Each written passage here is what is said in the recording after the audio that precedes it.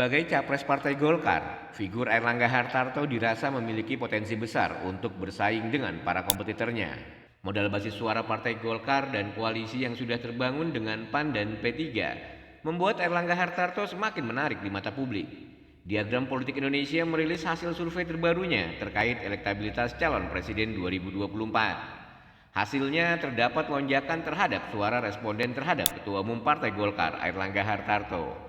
Airlangga masuk dalam top of mind calon presiden pada Pilpres 2024 mendatang dengan suara responden 4,2%. Sedangkan pada urutan pertama yaitu Anies Baswedan 25,5%, Prabowo Subianto 22,8% dan Ganjar Pranowo 19,9%.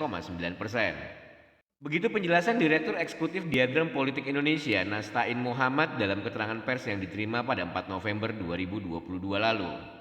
Nastain menambahkan pergerakan elektabilitas Airlangga juga meningkat pada simulasi 10 nama calon presiden dan skornya 6,2%. Pada urutan pertama yaitu Anies Baswedan 26,5%, Prabowo Subianto 23%, Ganjar Pranowo 21,3% dan Agus Harimurti Yudhoyono 5,5%. Hasil simulasi 10 nama membuat Airlangga berhasil menyalip Agus Harimurti Yudhoyono. Meski menurut penilaian Nastain, Airlangga tidak banyak melakukan manuver dan sosialisasi.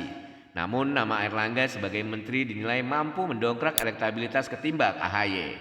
Meski keduanya sama-sama ketua partai politik. Nastain menambahkan posisi Menteri Airlangga adalah potensi besar untuk terus meningkatkan elektabilitas. Sehingga bukan tidak mungkin Airlangga bisa masuk menjadi calon presiden dari Partai Golkar di pemilu 2024. Nastain menggarisbawahi kerja-kerja politik yang dilakukan secara masif akan sangat berdampak pada kenaikan elektabilitas Airlangga.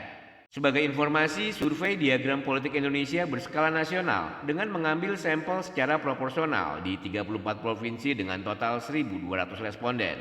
Metode pengambilan data dilakukan melalui wawancara tatap muka dengan 1.200 responden yang dipilih menggunakan multi-stage random sampling. Margin of error survei ini kurang lebih sekitar 3% dengan tingkat kepercayaan 93%.